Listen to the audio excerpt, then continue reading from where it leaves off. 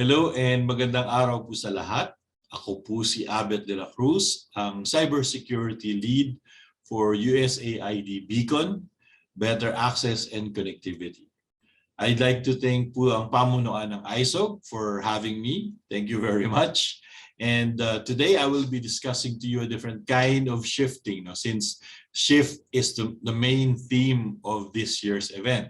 So I'm going to talk about mindset shift. And there are two components to this.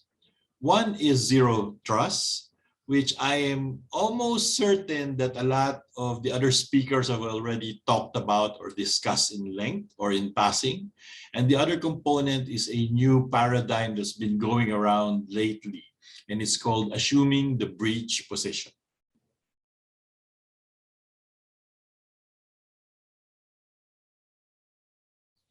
What we have here is a typical network diagram which states today's clients. And this is what usually is prevalent now in the offices or organizations today, if not most of them. So over in the middle, the usual, we have the great firewall, which under its protection, all the devices rely on to. And of course, around the network, we have our usual corporate managed standard build devices, your wired desktops, your laptops. For connectivity, we have your switches, your wireless access points. Of course, we'll definitely have a printer or a photocopier / printer connected in there. And then on the right side of this diagram, you will see several servers which are only part of the business that is exposed. So your email server, your VPN server, your web proxy server, and other multi-purpose servers like ERP and SAP, servers which are needed by remote connections or by people outside of the network to connect to, because these are standard office resources that they would want to have hold on when they're off premise.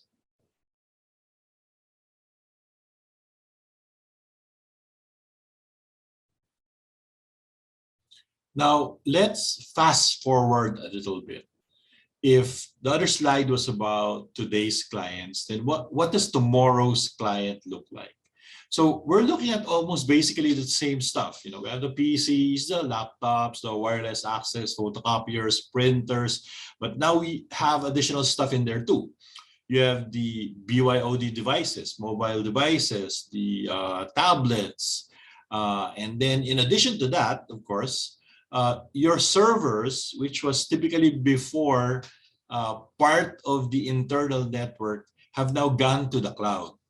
So we have your email, Office apps, storage backup, and even cloud IAM already now being offered as a service. So there's a SaaS or software as a service. And then your web servers, your DevOps, your B2C cloud services, they are now being offered as infrastructure as a service or IaaS. And then, of course, there's the web servers. That's the DevOps B2C cloud services offered as PaaS. So most of them now are already off-premise and are in the cloud. The wonders and beauty of the cloud. Same goes for ERP and SAP. And of course, there will be some new protocols. There's IPv6, there's 5G, there's also proliferation of IoT devices. Plus, of course, like what's happening now, there's connectivity everywhere, regardless of whether you're at home, you're in the airport, you're at the restaurant, you're at the office, you have to provide now remote connectivity. And of course, if your business includes some form of manufacturing or processing, then there's also plants and manufacturing connectivity as well to get your reports or be managed from a central office. So to get from today's clients to tomorrow's clients, we have to do something, right?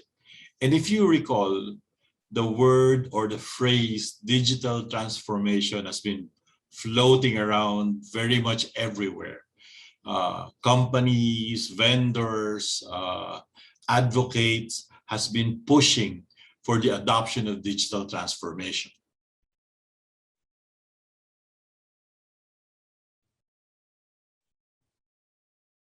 everything was fine and dandy until boom, this suddenly happened. And as much as we, not anticipated it to happen, the pandemic is here, is now happening. And guess what? The thing we've been discussing earlier, tomorrow's clients have now suddenly become today's clients.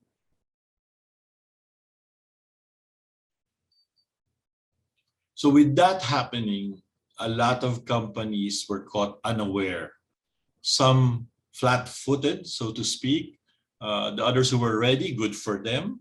But most of them actually, or majority of them, were kind of like half-baked into this digital transformation thing. Well, mind if they start at all or started at all. So here we have a not very comprehensive list. And I'm not going to discuss everything in detail, obviously, but these are some of the headlines that happened simultaneously with the pandemic. And it has also been said that with the virus pandemic, there was also a cybersecurity pandemic that has been happening ever since it started. So with that, sometimes your head kind of tells you, be careful what you wish for. So sa kabila po ng mga pangyayari na to, medyo kailangan nating i-recalibrate ang ating expectation, so to speak, or especially our approach towards these digital transformation services that we're churning out. So we have this before, and we can probably put this side by the image of today's clients. So before we used to say trust but verify. So before you allow a person or an application or something into your IT ecosystem, you trust but verify, or usually, simplicity, we might say authenticate. But now, having all of that happening, there's actually a paradigm that is, was said or was coined even before the pandemic, and it espouses the principle of never trust, always verify. And you probably guessed it by now. This paradigm is called zero trust. So what does the zero trust paradigm, never trust, always verify, really mean? So it actually means to say that no entity should be trusted by default, regardless of whether it's internal network, whether it's external network, whether it's operating from neither outside or inside the parameter. The basic tenet was, don't trust this. There is no default trust. And the basic principles behind that is that, one, it is assumed that the network is always hostile. Two, external and internal threats are always present. Three, internal network is the network locality not sufficient, and it's also not equal to a trusted network. So wala nang difference between your internal network, which is before called a trusted network, and it's not for us to decide now which one is trusted or not, regardless. So every device, every user, and network flow must be proven, or that means every device, user, network flow, or traffic, when it says to be proven, it must be properly authenticated and authorized. So before, we were just used to people and identities being authenticated, but in zero trust, the device, the user, and the network flow must always be authenticated as well, and authorized, of course. So policies must be dynamic and calculated from as many sources of data as possible. So a lot of intelligence would now have to be built because the policies are not static policies. It's going to be dynamic policies, and it's going to be based or collected from a lot of resources. And lastly, all traffics and logs must always be inspected.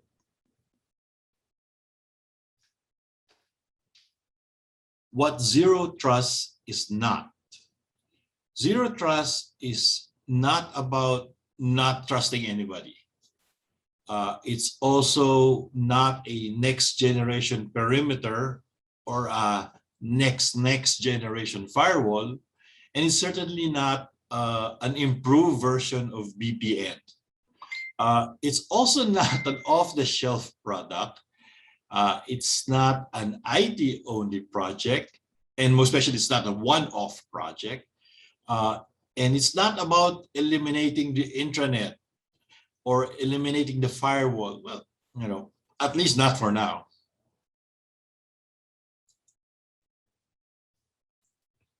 So what is zero trust supposed to be then?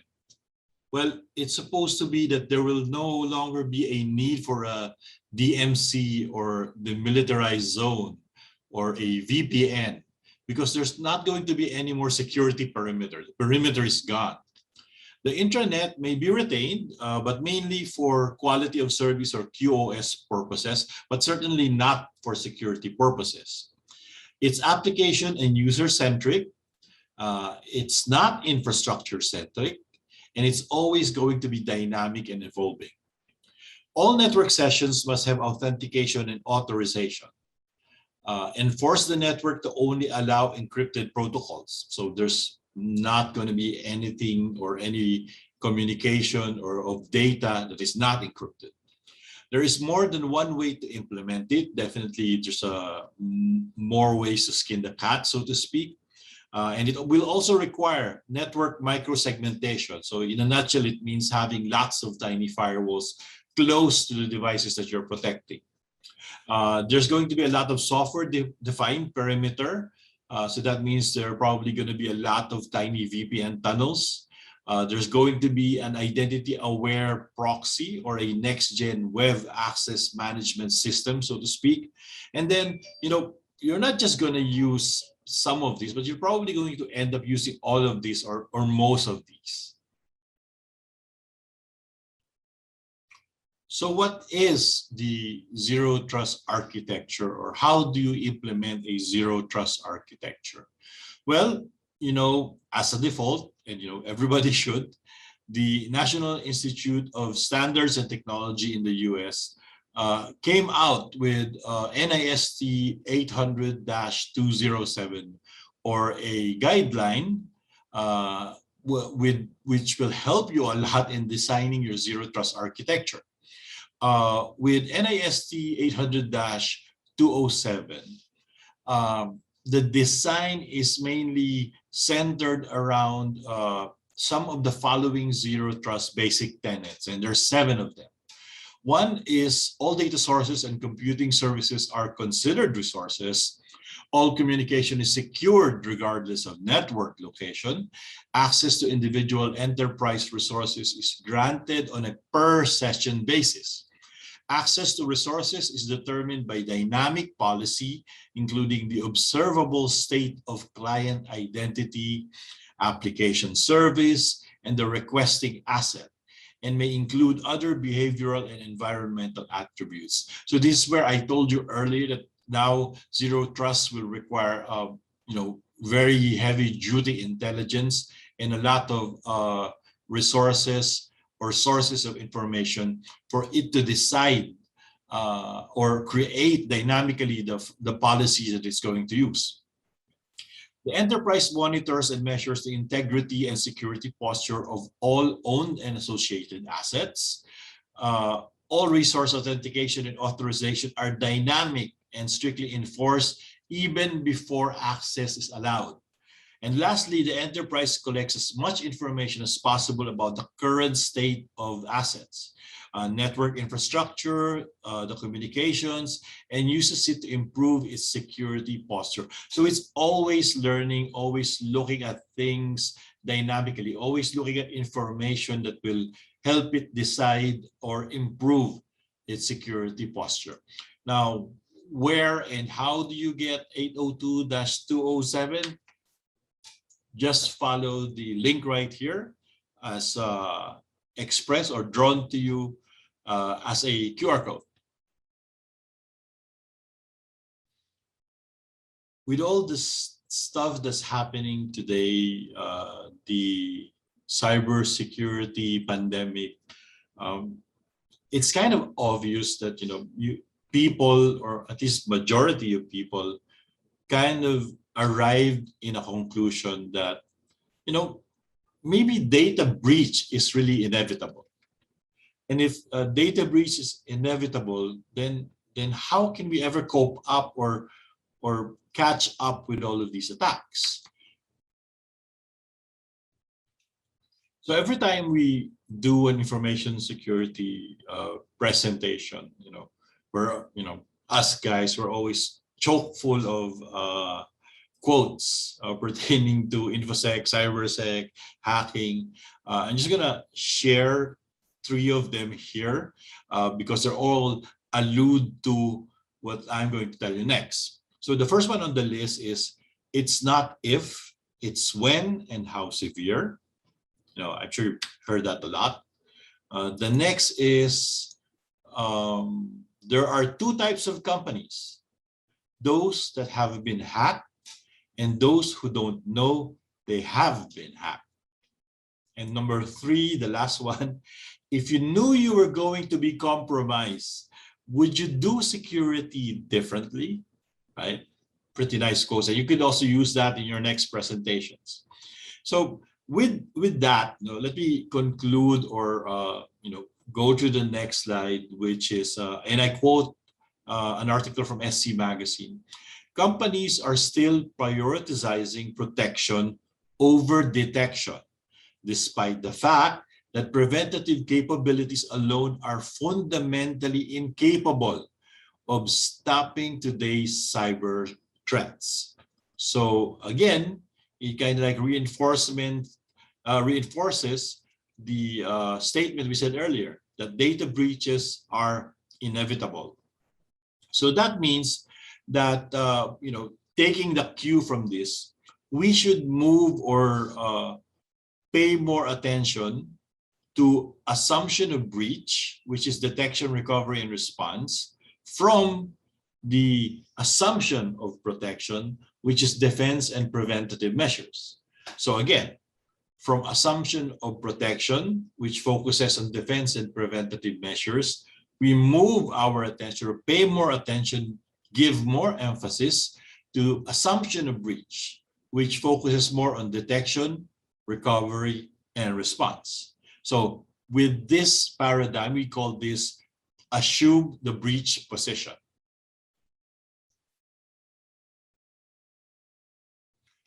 Assume the breach position is a mindset that guides security investments, design decisions, and operational security practices. It limits the trust placed in applications, services, identities, and networks by treating them all, both internal and external, as not secure and probably already compromised. So it's kind of like what we discussed before with zero trust.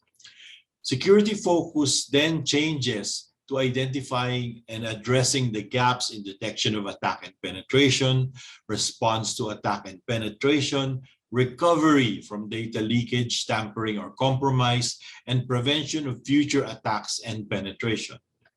It also verifies that protection, detection, and response mechanisms are implemented properly, even reducing potential threats from knowledgeable attackers or attacks coming from legitimate assets, such as compromised accounts and machines.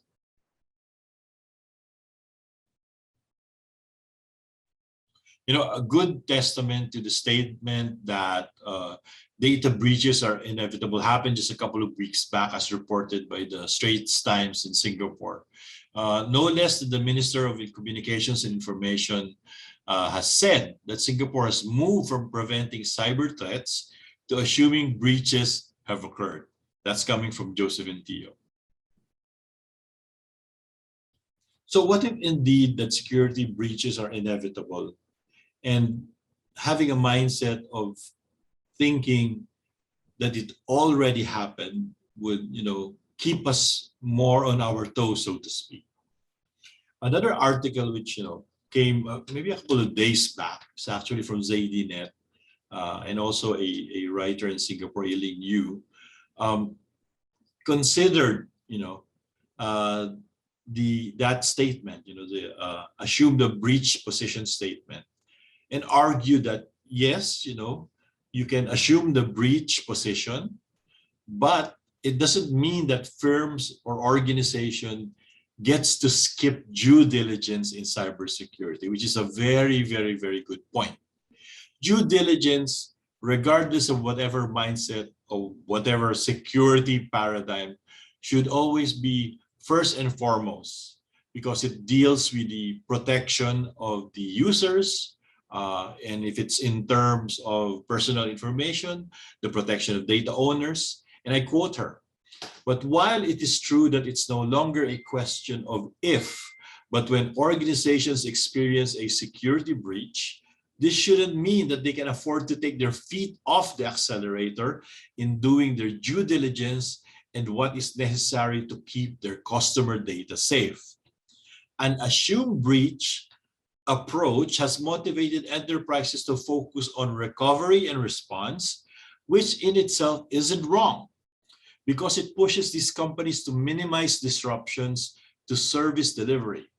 It also ensures they are able to quickly contain the breach and recover lost data. However, it can divert attention and investment away from the threat monitoring and prevention, which equally is as just important as the rest." So there you have it. Very good statement from Zaidinet.